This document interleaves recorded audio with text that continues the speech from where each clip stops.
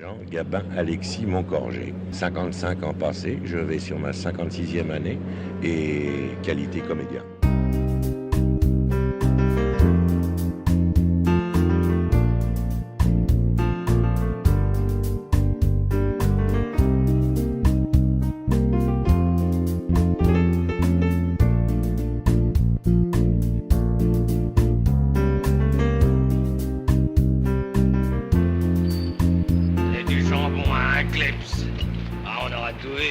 Quand on pense que t'as des gens qui mangent pas leur compte.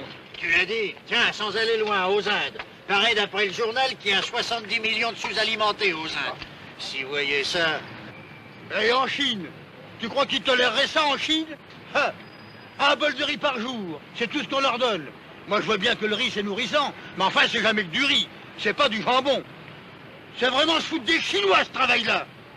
Il y a un petit bout de biscuit, ma belle. Hein? On met un biscuit. Non mais t'entends ça? T'as plus faim.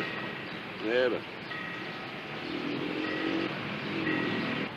Et monsieur boit du vin bouché. Non, là, je vous jure, ça dépasse tout.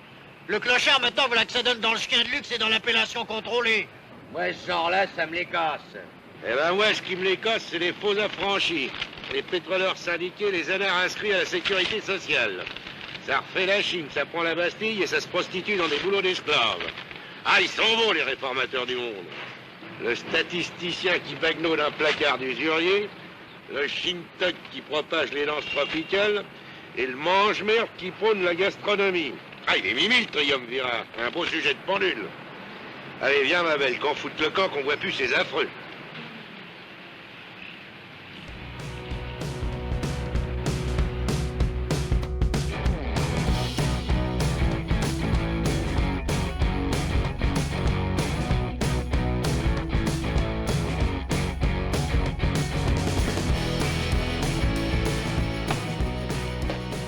Allez, pas de bon Dieu! Ce machin-là, c'est pas fait pour les pauvres. Ah, écoutez, monsieur, partez sans histoire. Ici, c'est une maison tranquille. Et honnête! Honnête. Seulement t'emploies des juifs dans un établissement public, hein? Mais je n'emploie pas. Elle me rend service. Ah, parce que tu l'exploites en plus. Dis donc, j'ai bien envie de te dénoncer, moi, pour t'apprendre à vivre. Tu vois, on fait des lois, alors à quoi ça sert si on les respecte pas? Racaille. Ah, laisse tomber, écoutez pas ce qu'il dit. Des gens qui n'ont pas plus de conscience que ça, moi, ça me révolte. Saloperie, je te foutrais tous ça en prison, moi. Parfaitement, pas de pitié, allez en prison. Voyou, anarchiste, mauvais français. Et puis d'abord vos noms, situation de famille et tout. Allez, hop, déballez, hop. Couronne Alfred, né le 23 septembre 83 à Aubenas, Ardèche. Et Couronne Lucienne, né Grenelle, 49 ans, sans enfant. Employé à Louvain jusqu'en 1937. Condamnation, néant. Situation militaire... Suffit, j'en sais déjà de trop. Non, mais regarde-moi le mignon, là, avec sa face d'alcoolique et sa viande grise. Avec du mou partout. Du mou, rien que du mou. Mais tu vas pas changer de gueule un jour, toi, non? Et l'autre, à la rombière, la gueule en gélatine et Saint-Doux. 3 mentons, les nichons qui dévalent sur la brioche. 50 ans chacun. 100 ans pour le loup, 50 conneries. Où est-ce qu'il va chercher tout ça? Mais qu'est-ce que vous êtes venu foutre sur terre, nom de Dieu? Vous n'avez pas honte d'exister?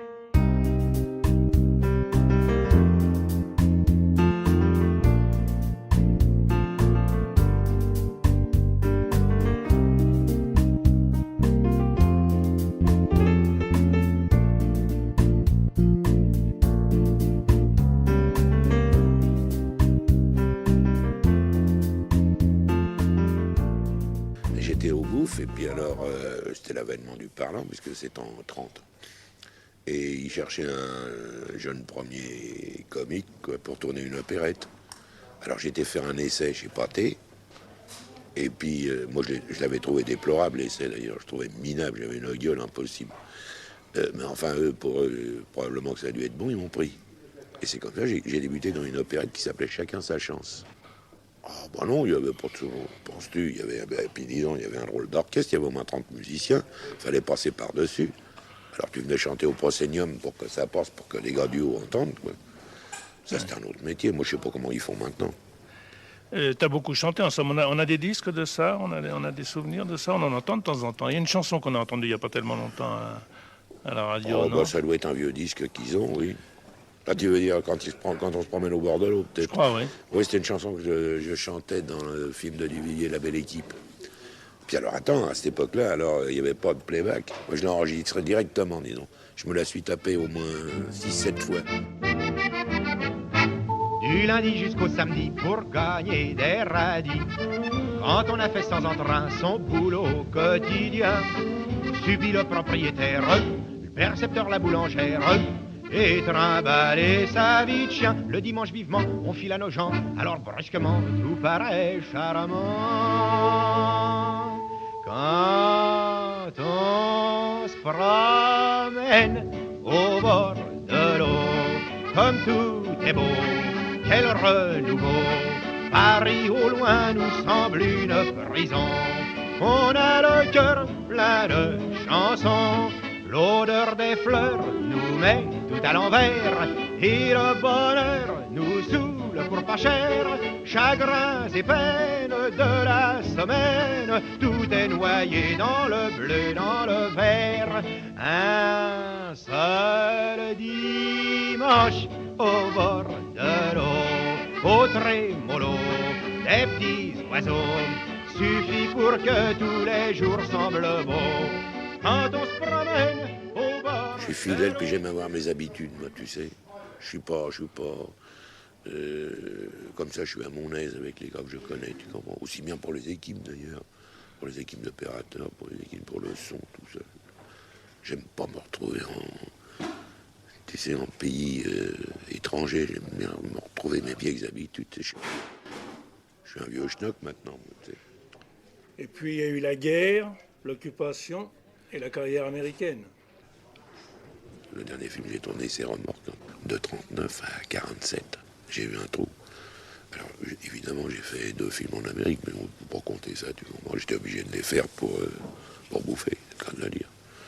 Parce que je m'étais barré, non pas pour le plaisir d'aller en Amérique, je le dis tout, franchement, mais c'est parce que j'avais l'autre raison de foutre le camp, tu vois. Donc je voulais pas venir travailler à Paris à cette époque-là. Je suis parti, quoi. J'ai eu l'occasion de partir, je suis parti. Ouais. Et puis après, ça a raccroché, mais enfin c'est toujours difficile de reprendre un truc. Ça a été dur, tu sais. Ça c'est ce que j'appelle alors ma période noire. Oui. Quand le drapeau noir flottait sur la marmite. Ouais, tu sais, là c'était pas brillant. Bah forcément, tu sais, je suis parti, j'avais 37 ans. Alors je suis parti, j'étais en plein boom, quoi, parce que j'avais tourné tous les bons films que tu connais, que j'ai tournés. Bah, puis la guerre est arrivée, puis je suis revenu, j'avais les cheveux tout blancs. Alors tu sais ce que c'est, les cheveux tout blancs, ça changeait le personnage. Alors j'ai tourné j'ai tourné un très bon film avec Clément, qui s'appelait Au-delà des grilles. C'était un très bon film. Mais c'était pas reparti pour autant. Ça y est, il va encore flotter. Ah, il y avait longtemps. Au moins, sont à l'abri là-bas. Qu'est-ce que t'attends pour faire comme eux, pour t'abriter? T'as qu'à acheter les quotidiens du soir, c'est plein de demandes. Offre d'emploi, qu'ils appellent ça, leur piège à bagnard. C'est une bonne lecture. Où tu vas? Dormir. Je finirai de déjeuner chez moi. Non, ce qu'il y a, je vais vous dire, effectivement, j'observe beaucoup. D'ailleurs, c'est ce qui m'a permis dans ce métier de pouvoir jouer un mécanicien de locomotive, des voyous, maintenant des financiers, enfin, parce que j'observe beaucoup, je fais très attention aux gens. Ça, des voyous, il y en a un peu partout, mais des mécaniciens de locomotive, c'est déjà plus difficile. Quant au milieu de la bourse que vous avez évoqué dans Les Grandes Familles, c'est également très spécial. Et le personnage que vous incarnez maintenant est également très différent. Il n'y en a pas tellement. Vous croyez vraiment qu'il y en a plus qu'on ne pense? Oh, beaucoup plus. Oui? Oh, beaucoup plus. Oui. Ce ne sont pas des personnages dangereux? Non, pas du tout. Ce sont des gars qui vivent à leur manière, qui aiment vivre comme ça, qui n'aiment dépendre de personne, qui sont comme ils sont, quoi. Deux calvas. Sois le bienvenu, Albert. Je me disais toujours, ça peut pas durer. On le reverra un jour. Et t'en voilà, comme au bon vieux temps. Tiens, je me sens attendre moi. Que qui? Ah, toi, tu ferais mieux de t'en tenir là avant que tes Espagnols t'en prennent. Monsieur Hainaut, Si la connerie n'est pas remboursée par les assurances sociales, vous finirez sur la paille.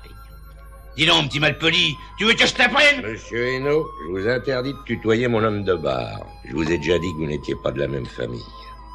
Alors toi, je te préviens, si t'es venu pour me donner des ordres, je vais vous virer tous les deux à coups de pompon le train.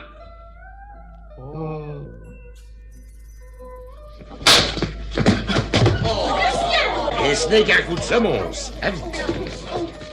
Oui, monsieur. Plein comme la mer, en sucre et à rebord. Il y a longtemps que vous attendiez ça, hein? Eh ben, ça y est.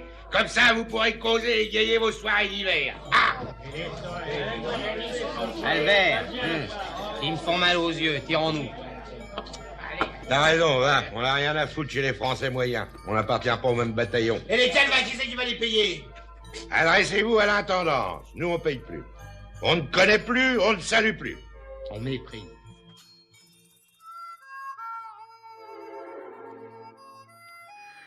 Et il y a un film que j'ai fait après la guerre, il n'y a pas longtemps d'ailleurs, je l'ai fait avec Verneuil, pour lequel j'ai un faible, c'est le Singe en hiver. J'ai tourné avec Jean-Paul, avec Belmondo. Le film a très bien marché, mais à mon avis, les gens ne l'ont pas compris. Ils n'ont vu qu'une histoire de poivreau, alors que c'est pas du tout ça. C'est une histoire formidable de deux gars qui s'évadaient dans leur poivrade, l'un au Yangtze-Kiang, l'autre en Espagne et tout ça. Et j'aimais beaucoup cette histoire. Mais les gens n'en ont vu qu'une histoire de poivreau, alors que c'était pas du tout ça dans le fond. Le film a marché, mais il a moins marché que d'autres films que j'ai moins aimés et qui ont fait des booms terribles. Ça, ce sont des petites choses à soi personnelles, comprenez-vous? Mais ça doit faire un petit peu de peine quand même quand on sent qu'ils sont un peu à côté, non? Oh non, oh non. Non, les gens n'ont vu qu'une histoire de poivrade des deux gars, alors que c'est pas du tout ça, qui s'évadaient tous les deux. C'était deux gars qui se rencontraient, qui s'évadaient chacun de son côté, et qui se comprenaient. C'était ça qui était formidable. Oui, j'ai jamais dit que j'aimais pas le cinéma. Ce sont les à côté du cinéma, souvent, qui sont emmerdants. L'autre jour, je fais un métier de saltimbanque, je fais ceci, je fais cela, saltimbanque, tu vas d'ailleurs, en ce qui te concerne, un peu fort. Mais enfin, c'est ton point de vue, ça. Mais bon vieux, que tu le veuilles ou pas, nous restons des saltimbanques. Oui, de même tu dis, tu l'as dit encore tout à l'heure, c'est un métier de gonzesse. Tiens, va donc essayer auprès des pouvoirs publics, va donc essayer auprès des... Ça, ils vont le couper. Mais va donc essayer auprès des pouvoirs publics d'aller réclamer quelque chose pour les acteurs, pour les auteurs, pour les trucs. On te prend pour un Paul Paltoquet, on te prend pour un plaisantin.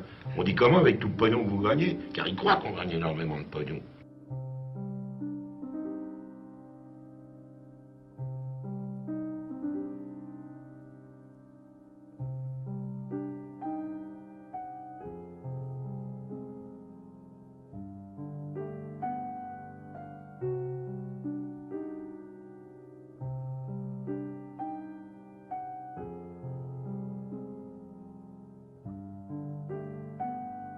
Je pensais pas, viens donc.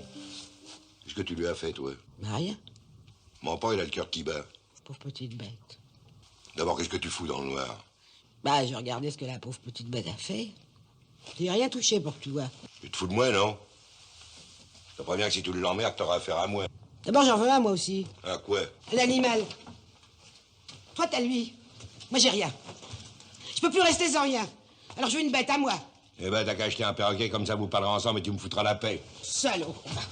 Et puis d'abord, je veux plus jamais voir ce chat-là dans ma chambre. Dans notre chambre. Et sur mon lit. Mais ma parole, t'as la maladie de la persécution. C'est pas de sa faute, ta pauvre bête, si t'en veux au monde entier. Je m'en fous du monde entier. Oh, écoute, on va pas continuer à se bagarrer, moi je vais dîner. Ah non, t'iras pas dîner, ce serait trop simple. Oh, écoute, les scènes, c'est plus de ton âge, non? Ton emploi, c'est pas fait dans ces Medrano. Ou alors? Ah, alors voilà, le typographe à la retraite, qui se prend pour Zola. L'anard petit bourgeois qui n'aime plus que son gros minou. Miaou, miaou, miaou. Si tu voyais ta gueule, t'es pas belle à voir. Tu dégringoles de plus en plus tous les jours. Vieille vache! Vieille vache! Ah, ça y est. Acrobate à ses humeurs. L'alcool parle et nous voilà en pleine démence. Laisse-moi penser. Non! Mais où crois-tu qu'on va gueuler comme ça tous les deux dans une cave? Hein? Je sais rien, mais je m'en fous. Je veux que tu me dises. Mais j'ai plus rien à te dire. J'ai plus rien à dire à personne. Mais qu'est-ce que tu veux? Tu veux changer de vie? Tu veux changer de femme? Qu'est-ce que j'en foutrais? Mais nom de Dieu, tu te rends pas compte que c'est d'oxygène que j'ai besoin. Je voudrais pouvoir me lever, me coucher avec un cœur encore jeune. Voilà, c'est tout. Et moi? Bon, toi. Oui, moi. Allez, viens, mon pépère, viens.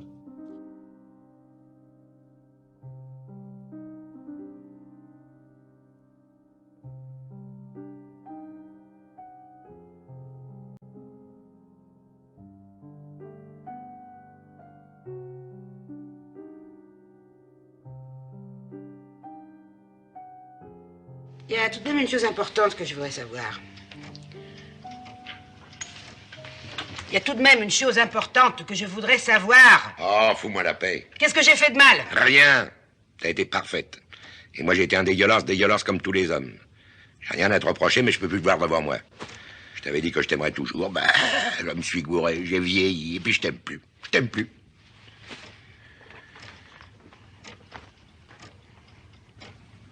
Et moi, si. Oh, je t'en prie, sois pas grotesque, pour à notre âge. Maintenant, le temps nous a séparés, et dis-toi bien qu'il nous séparera pour de bon un jour ou l'autre. Ben, je préfère tout de suite. Eh ben, t'as qu'à te suicider. Non, mais tiens, il y a autre chose. Ça fera un chouette fait divers. L'acrobate tue son mari parce qu'il a trompé avec le chat. Allez, hop. Tiens. Eh ben, tire donc, qu'est-ce que t'attends?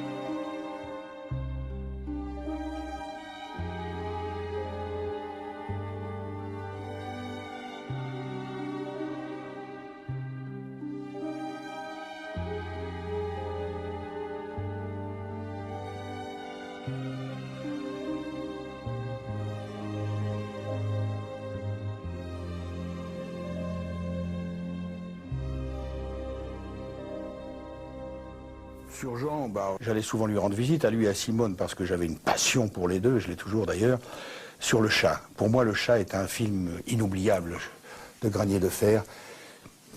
C'est d'une force, je veux dire, ce que lui et Simone font dans ce film, c'est magistral.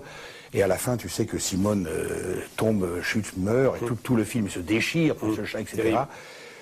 La façon dont il a joué cela, lorsqu'il l'appelle, quand il croit qu'il va la perdre à la fin, c'est une chose qui m'avait bouleversé.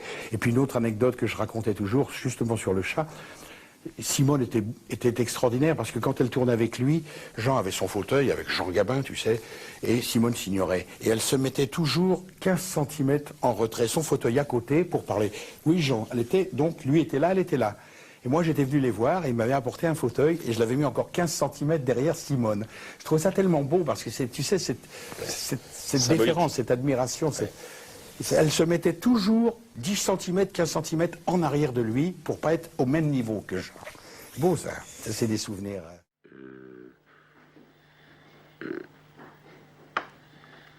J'aime bien le faire bien, mais je suis pas un dingue. Vous voyez ce que je veux dire? Je suis pas un dingue de cinéma.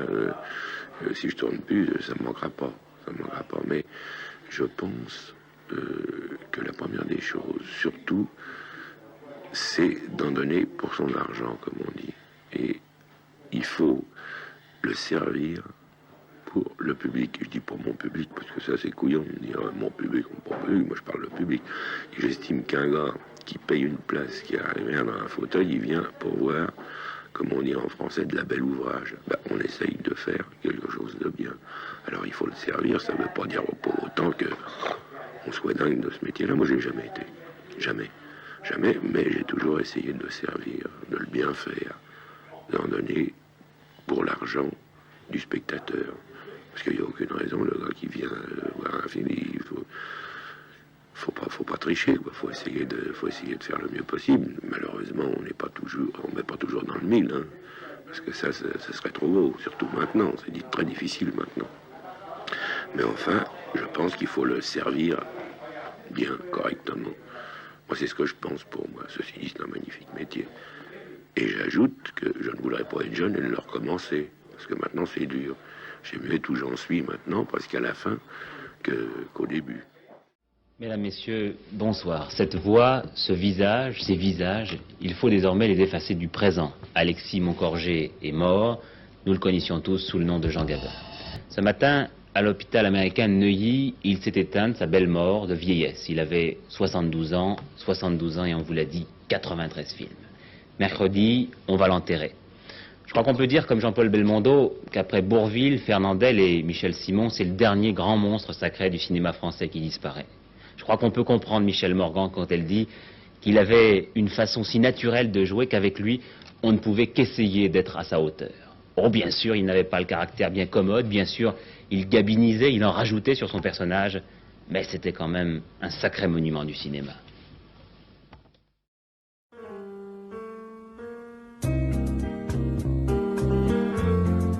Quand j'étais gosse, haut comme 3 pommes, je parlais bien fort pour être un homme. Je disais je sais, je sais, je sais, je sais.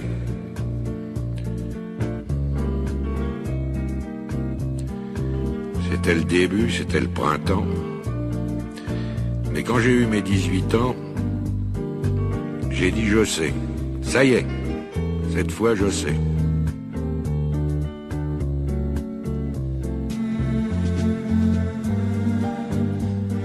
Et aujourd'hui, les jours où je me retourne, je regarde la terre où j'ai quand même fait les 100 pas, et je ne sais toujours pas comment elle tourne.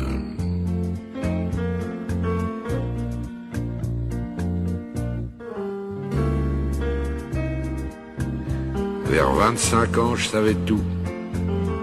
L'amour, les roses, la vie, les sous. Tiens oui, l'amour. J'en avais fait tout le tour.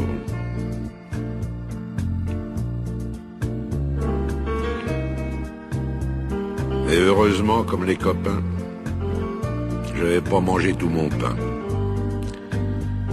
Au milieu de ma vie, j'ai encore appris.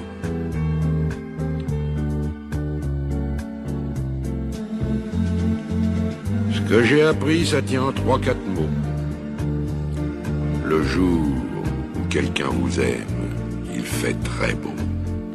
Je peux pas mieux dire, il fait très beau.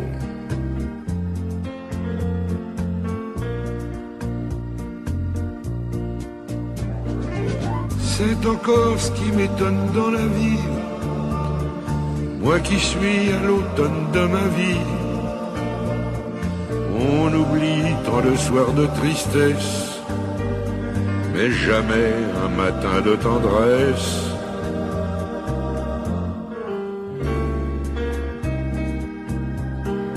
Toute ma jeunesse, j'ai voulu dire je sais. Seulement plus je cherchais, et puis moins je savais. Il y a 60 coups qui ont sonné à l'horloge. Je suis encore à ma fenêtre. Je regarde et je m'interroge. Maintenant je sais. Je sais qu'on ne sait jamais. La vie, l'amour, l'argent, les amis et les roses. On ne sait jamais le bruit ni la couleur des choses. C'est tout ce que je sais. Mais ça, je le sais.